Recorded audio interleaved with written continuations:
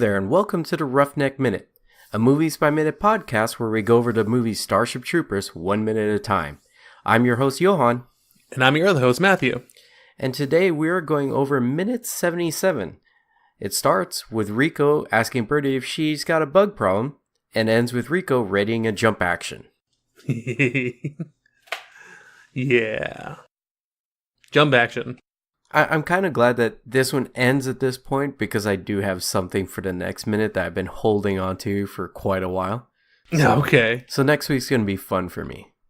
Monday, yeah. Guys, look forward to Monday next week. Well, me. I don't know about anybody else. I'll be all right. I'm going to enjoy myself. I have a idea in my head where we have listeners and fans who are either Team Johann or Team Matthew, and they pretty much think and act exactly like us. So everyone who's excited like Johann is for next week, you're Johann. Yeah. All right. So this, it's kind of like a jackassy thing to say, doing like, hey, heard you have a bug promise, or trying to, as they're being overrun. Well, I mean, I don't know if it kind of is a little bit, but if we go ahead about 10 seconds into the minute, they really don't have a bug problem. So I think it's more of a, we're just joining the party. Hey guys, you need any help kind of thing? Yeah, but remember, they got that call that said, like, get over here now. So they must have been, like, in big trouble at first. I suppose. And 10 seconds in, looks like they have it handled. But also, they are running a completely different formation. I suppose. This has to be something that was created by Roughneck, because they kind of pile everybody into a center here, or all the bugs into a center. That wasn't something that was taught by anybody in basic. No, this is definitely a new idea. Yeah, I mean, it does work. You see a big old pile of bugs right there. So there's probably 20 bugs there, so technically that'd be overrun considering the damage we've seen one do. Yeah, but I mean, again, look around where all the Roughnecks are right now. You don't see any of the Roughnecks down. Like, no one's hurt. No. But, so I think, they may be overrun in the sense that they may have a bug problem, and technically that's what they have, a bug problem. And but they have it well in order. I mean, no one's hurt, no one's on the ground, no one's injured, no one's, not firing. They're all doing their job. Yeah, but at the end of the last minute, the bugs were surrounding them. It wasn't until later on that they were able to kind of expand a circle and swallow up the oncoming bugs, kind of like how an amoeba or not amoeba necessarily. Bacteria or something like that. Yeah, like a white blood cell attacking bacteria. Like, first there's a little white blood cell, the bacteria comes in, then the white blood cell starts to kind of expand on the sides to envelop the bacteria. I don't know, like, to me, the way that Birdie responds to Rico and the way that Rico, talks to her as well too, it just seems kind of like, oh, hey, we got incoming right now, we got stuff going on, we may need your help, so you might want to get your butt over here kind of thing. Like, we need help, or we need everyone available over here kind of thing, just in case. Yeah, and I think it might be a good... Well, I'm starting to think the reason why they may have called them over is it's better off to have everybody there while they're opening fire. Exactly. You don't want a stray bullet going into an area where the other troopers are at. So maybe that's why she called them, but I think that the Roughnecks with this new strategy helped them beat this attack by the bugs. Well, a defense by the bugs, but it's still not the best thing to say. No, it's definitely not. But it's just kind of like we're buddy now. I can be buddy with my kind of mean. Just decked Ace earlier, or told Ace to shove it or shut up and follow her, but I can still kind of make a joke with her, and she can kind of make a joke with me. I mean, if she was really, really mad, I don't think she would say, "Oh, shove it, trooper." Yeah, no. Well, I think she would have. I'm sorry, even stow if, it. Yes, I think she would have. Even if they weren't friends, because she seems like a hard nosed, like kind of a just take charge, like Diz hardened type of Okay, yeah. person. Do you know what I mean? Because she was the first one to deck Ace the minute he talked bad against Razchik. So if you had Diz that's been through maybe 4 or 5 different sorties, this would be what Diz would be like. Yeah. Okay. So I have a question. Alrighty. I'm at 1 hour 16 minutes and 11 seconds right now. I'm looking at a elliptical circle with bugs in the middle, a couple bugs on the a couple bugs towards the center, but they're surrounded by all the roughnecks. Mm-hmm. How do you think, because I have an idea about this too, but how do you think this tactic is working? With the way that they're circling the bugs? Well, that, because also, I mean, we talk about trigger discipline and also muzzle discipline as well too. You don't hold your weapon at anything you don't intend to shoot. On the left-hand side, we see a row of people that are firing upwards. It is above the heads of the other troopers on the other side, and the other troopers on the other side are doing likewise. Even still, I don't know about you, but I would not like, bullets whizzing by me above my head, maybe around like 5 to 10 feet. That's still kind of freaky. Yeah, but I think the way this group is kind of run is they really trust that the other person knows what they're doing at this point. Because since this is a strategy we haven't seen, I'm pretty sure Razchik is the one that drilled it into him.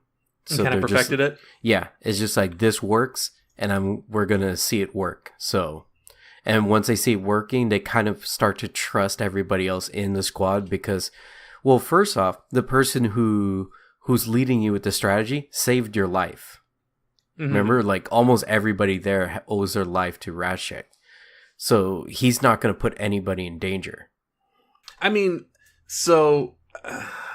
yeah, never mind. I'm not going to say anything just because that's kind of disparaging to Razchik. And Razchik is pretty awesome anyway.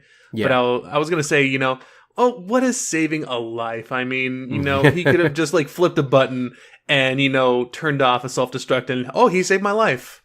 Yeah. I mean, but that's what I mean, I understand why you would be concerned because, yes, there are bullets that's going to be flying overhead of you.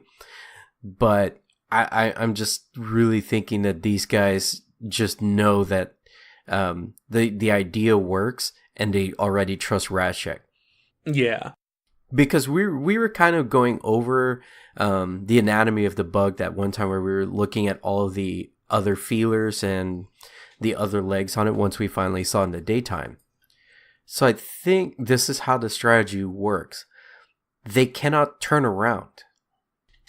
Oh, okay. So when they're shooting, they're just going to move back. So they drive them towards the pile. So they start to climb higher and higher. So as you group them together, there's going to be more clearance of your shot compared to before. Okay. Because they only have those little feelers that are behind them, and the only thing it's going to feel is something behind them. So it's just going to keep climbing until it tries to get away from the shot because they can't turn around. Not effectively. They may have to I'm thinking they have to turn around like a tank kind of does. They can't just up and about face. Yeah, because they don't have a neck. Yeah. So they just back up just in the exact same direction as they were facing. Okay. My idea was when they did this, say that bug on the left-hand side right now is closer to the left-hand side would fire on that one. If it moved over to the right-hand side, then the right-hand side would fire. But if they don't have anything to shoot at, they don't shoot, kind of thing, Yeah, but I think that's how the strategy works, is because if they drive them in between, then it becomes too late for that bug to notice that it could have gotten somebody. Yeah. And then also, I'm still a little bit worried just because of the beginning of the movie where Breckenridge lost his head, or lost a big chunk of it. If that left-hand side bug does attack someone, and that person still has their finger on the trigger, they could fall down, still fire into a crowd, right next to them still. I don't know, but that's just me. Well, I could do that regardless. I think, there's a a difference between what happened in Breckenridge and what could possibly happen in this firing line. In this firing line, they can easily drop the gun because it's strapped to them or anything. Because like when Rico got stabbed in the leg, he immediately dropped his rifle, and it's slung to his side. He pulled the head. Was it the head or the? Yeah, it was the head of the bug. Yeah, it was the top mandible. Yeah, he pulled that off, and then he grabbed the rifle to start using the shotgun. What DeAndre was the one who shot Breckenridge. She was tased. She cannot relax her hand. Okay. So that's the difference between what could have possibly happened in this situation if someone got stabbed by that bug versus what happened in the live fire exercise, because she got tased. It's kind of that thing why you use the back of your hand to touch a wire just in case it might be electrified, is because if you use it with your palm, your palm's going to immediately contract and grab a hold of that wire, which is why you use the back of your hand so then you can pull it away. Okay. So because she got tased, her finger immediately pulled onto the trigger. Gotcha. Yeah. One thing I did notice, like at around 16:15, they're moving in a circular pattern, which is interesting.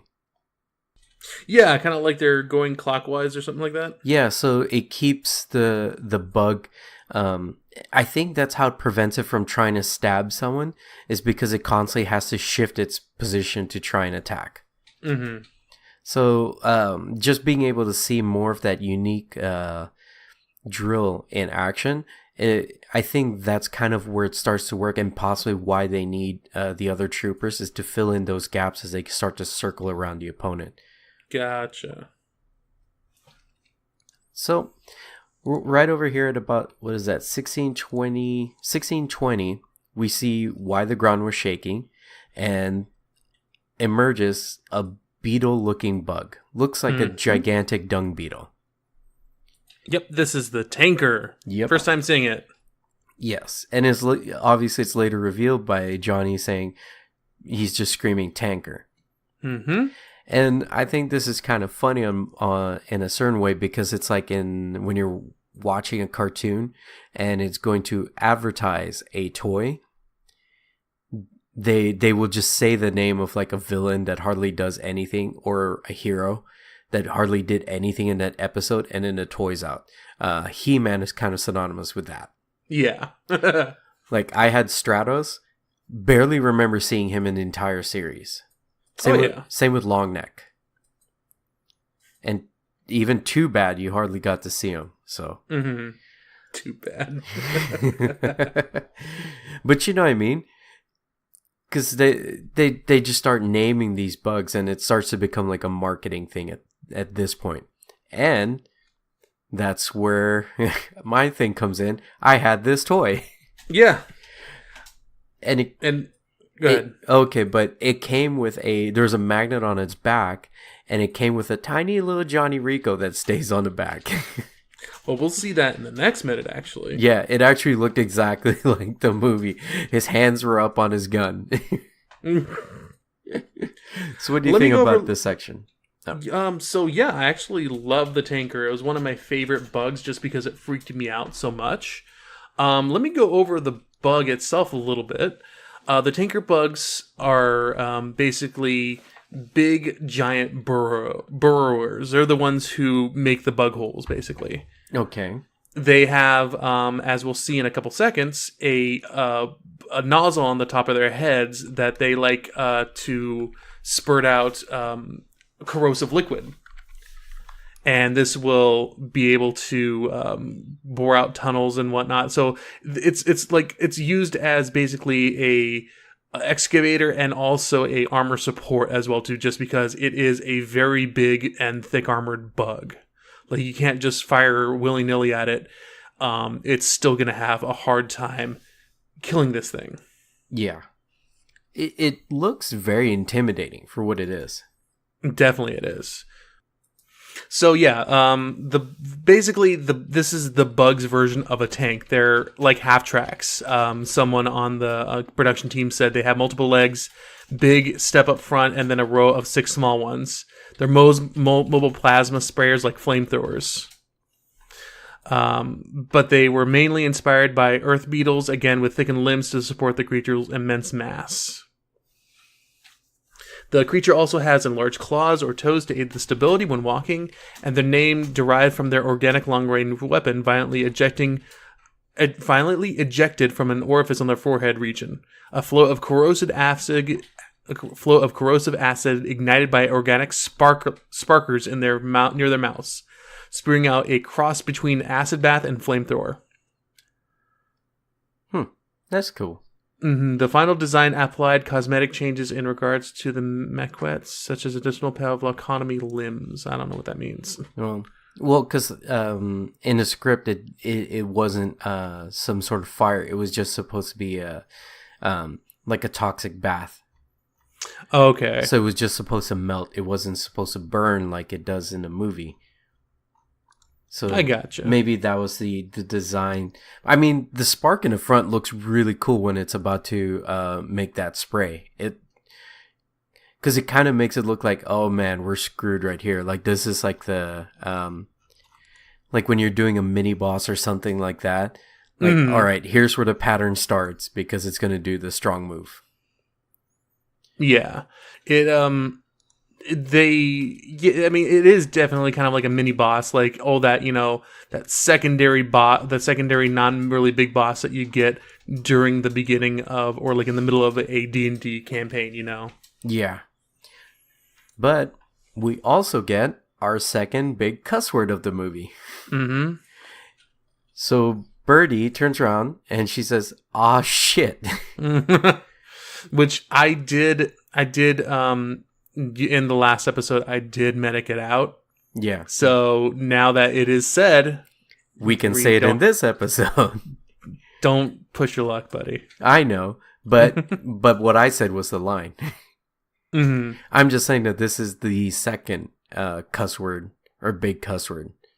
The first one was DeAndre, and now this one is going to be Birdie. Yeah, which is kind of surprising how first off, like the cuss words are really spaced out in this movie, and they don't say them consistently because obviously the F word is one of the big ones as far as most films go. And considering it's rated R, they don't drop a lot of cuss words at all. They seem to be really spaced out of when they actually use it. In fact, in the script, I don't see any. No, there really isn't. So it's just weird that is an actual decision to add them in, because realistically, they could have gone away without even using any of them.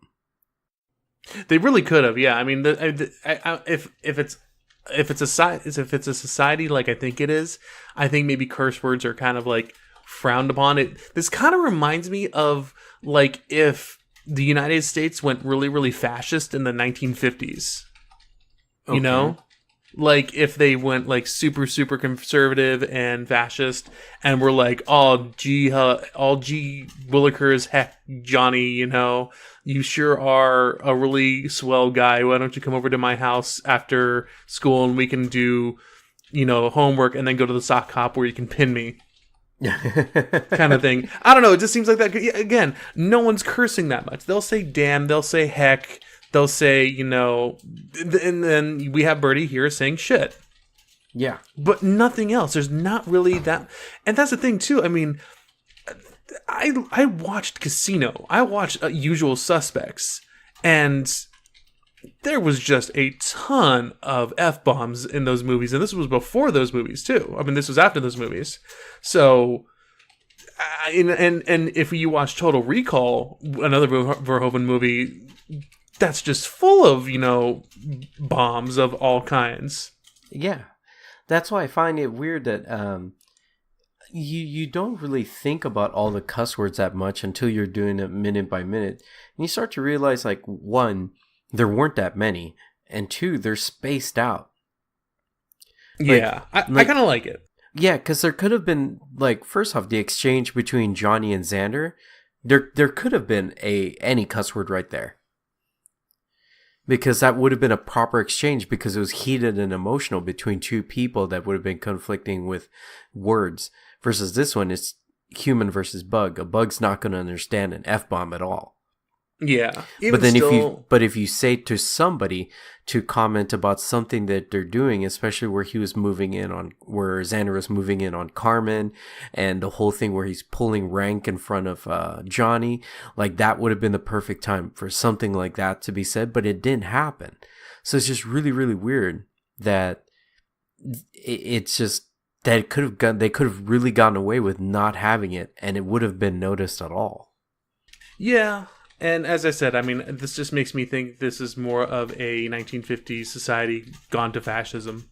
Yeah. But you know what really bugs me about this scene? Ha, get it? I know. Birdie, she's turning around using her whole entire body like Michael Keaton in Batman. What do you mean? So whenever they're like, hey, everyone starts moving out of the way of the tanker after it comes out of the ground, she's running with everyone else, but then she stops, turns her whole body around, and then starts running again. Yeah. And then she does it again right before her inevitable, critical hit on her happens. Yeah. But then also Johnny yells out, "Get down." And remember, Johnny's position, he was behind her.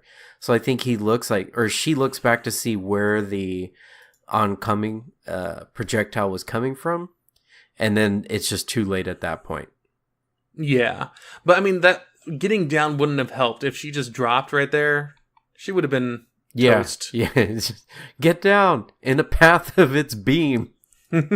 Well, actually, it's not a beam. Actually, it's pretty cool. Spray. But we see the tanker bugs, plasma or acid come out basically.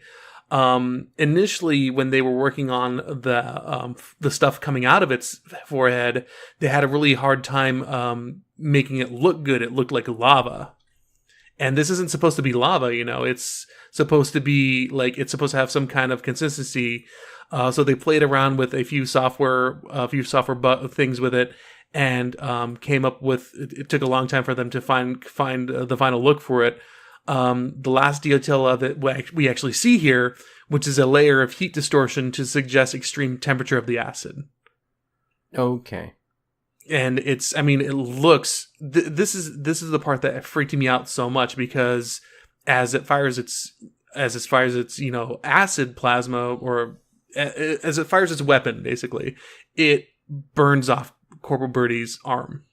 Yeah. And her arm melts. It gets covered with this napalm acid and then burns off. It reminds me so much of the Aliens acid blood. And my wife and I did watch Aliens last night in 4K, and man, that still freaks me out. Although I'm trying to see what bug that it might be familiar with, because I'm looking online. There aren't a lot of beetles that actually spit. No, there really aren't. I mean, again, the last one that we talked about with the bombardier, but that's different because that puts it out of its butt. Yeah. I'm just wondering if they kind of got the idea from termites. You know what? That might be a good idea too. Yeah, because they have a cone on their head, and they use it to aim at stuff. Mm-hmm. So I'm thinking maybe the idea came from a termite, that's attacking ants. Okay, yeah, that makes sense. Because it's like a sticky thing that they release, correct? Yeah. So, because they shoot it at ants to incapacitate them when they're invading each other's spaces. So I'm wondering if they got the idea from the anatomy of a termite. Yeah, I think so. Gosh, Man, this part is just really kind of disturbing me again. Which part? So I'm at 1 hour, 16 minutes, and 50 seconds, right after we see Raschek coming in to tackle Birdie and get her out of the way. Mm-hmm. We see Birdie still has control of her burning off hand. Oh, yeah. So that freaks me out to no end, just because, as I think we've talked about it before, but I have this real kind of weird, not unreasonable fear, I suppose, because it's never going to happen, but this unreasonable fear of being like dissolved alive or eaten alive kind of thing. Mm-hmm. And as we'll see later on in the movie as well too, like having control of a disintegrating body part means that she still, can feel all the nerves and everything coming off of it. But like in the Blob, you still had control of stuff. Like there was a guy who was screaming or yelling out, like not yelling, but he was like kind of grunting out stuff because his vocal cords were disintegrating as well too. But he was like, "Help me," kind of thing. Yeah. And that just freaks me out because you still have control of everything, but you're being devoured or you're being melted. Oh no, I get you completely, because when you see her, she's like she's trying to pull her hand to her face to like, and she's like watching it, and it's just probably like the weirdest thing to not only be in, like, first off, the amount of pain she was probably in, but your grip is slowly disappearing, like, completely. Because you can't, like, because obviously she's in immense amount of trauma, and the first thing you're going to do is, can I still feel and see my hand? And then you grip it, but then you slowly feel like your grip loosening, and then your hand just like dissolves away. Like it's probably is like super terrifying for her. And I just did it like millisecond by millisecond right now, and I'm still at 1:16:50, but I just paused it, started up again, paused it, and started up again. There's a part right here where her arm is just completely gone, like below the elbow. I'm sorry, above the elbow, and there's just like tendrils of meat and viscera just hanging down from it. Man. I don't know why, but that just, it gets me something fierce, man. Also, I do love the effects on it though, because like she probably had something in her vest that made her like smoke. So it seems like, yeah, something got inside there and everything is smoking all around her body. Oh, okay, I see what you're talking about. Like the where the smoke is coming out of her left arm,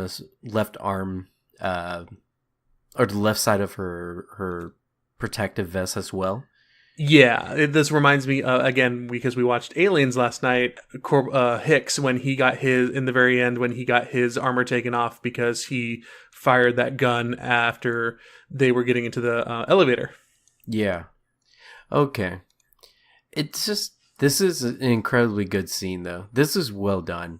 It really was. And I mean, especially because it freaks me out so much, I think it definitely is well done. Yeah. I like that that Rashik's first instinct is to grab her. He's like, it shows a lot of his character, because everybody only talks about that they got saved by him, but his first instinct was to go where the attack just was and save her. Mm-hmm. Because my thinking is that the acid could have eaten more into her if he probably didn't do something quickly, like immediately, like, I don't know, throw sand into to neutralize the acid, something. There has to be something else he did. But it's just it's kind of cool to see how quickly Ratchik actually responded to this. Yeah. I really like that. Yeah. Yeah, Ratchik's just cool. He's a great guy. I mean, he's kind of a hard ass too, but I mean, he's a great dude. Yeah. But I mean, there's a reason why that because realistically thinking, he got a squad really, really fast, especially that big. Mm-hmm. You know what I mean? Because he could have signed up like maybe before or after BA.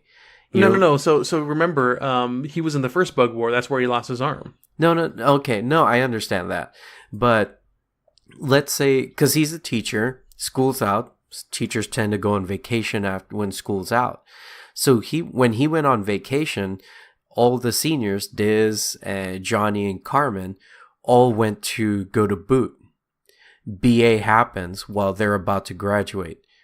He signs up. He's done at least 4 drops at this point. Yeah. Like, he is incredible. You know what I mean? Definitely he is, yeah. But just at that time frame that he actually achieved something, it's really fast. Like, this is definitely someone you'd want to lead your group. And I think that's why, like, when he grabs Watkins, or no, Birdie, when he grabs Birdie, it was just that that immediate instinct of he already knew his enemy type of thing. So yeah. I think the reason why he went to her is because he knew what to do immediately. Like, first off, he knew that the arm was gone. That's it. But now it's to save the rest of the body, which is something he does with the group. You know, it's like if you're a failing soldier, you're going to risk the entire army, and that's why he'll put you down himself. Mm-hmm. You know? So, I don't know. I'm just admiring him at this point. Yeah, just to say that, though, he did have a squad in the first Bug War as well, too, though. Like, he is, I guess he was a retired lieutenant, but then he got reinstated, or he asked to be reinstated, and he still would be he would still be given a squad. Yeah. Kind of thing. So it's not like he's rising the ranks like a Carmen or anything, you know? No, but I think he's already had a good experience with him, that maybe he had a small squad and then it just got bigger and bigger and bigger because he was moving that fast through the ranks. All right. So it looks like the tanker's rampaging.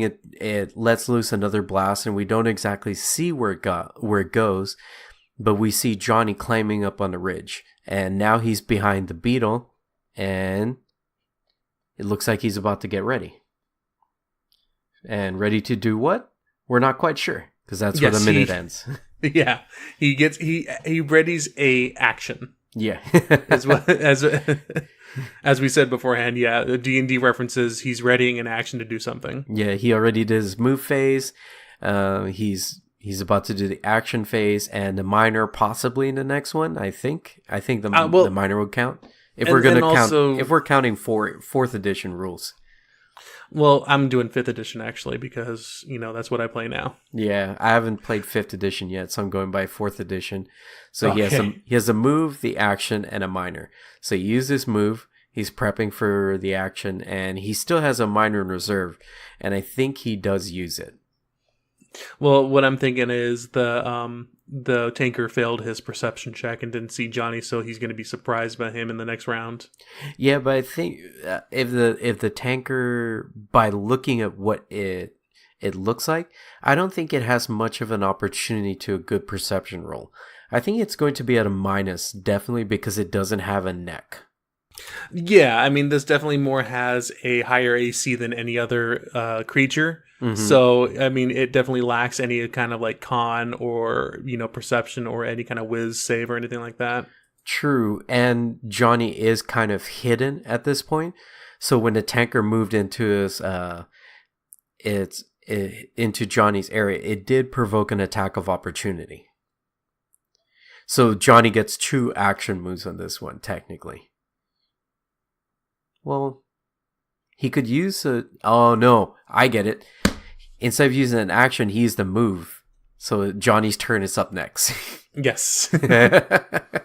He went to higher ground with that move. So, oh boy. Yeah, he passes athletics check, and that's why he's up there. There we go. That's how he gets to do the next turn. That works. There we go. All right. So do you have anything else to add on to this one? Besides what we just said, no. All right. So where can they find you, Matt? Well, they can find me at AltMatt pretty much anywhere on the internet, Instagram, Twitter, Twitch. Yeah, guys, come follow me on all that other stuff. You can see pictures of me and my son doing fun stuff. Yeah, you recently just put up pictures of him in a park. if I'm not mistaken. That was actually my father. He did that. I'm sorry, my stepdad. He did that because he took him today while I went on an interview. Oh. All right. We'll talk about that afterwards. Yeah. All right.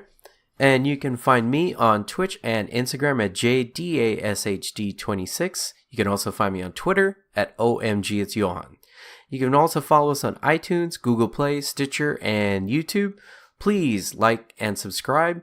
Visit our website at theroughneckminute.podbean.com for show notes and back episodes. Follow us on Twitter at roughneckmin, that's MIN. And if you'd like to continue this conversation of what that tanker bug is possibly modeled after, we'd like to hear your opinions. Our Facebook group is the Roughneck Minute Billet, BILLET. So I've been your host, Johann. And I've been one of your hosts, Matthew. And we'll see you on the bounce, troopers.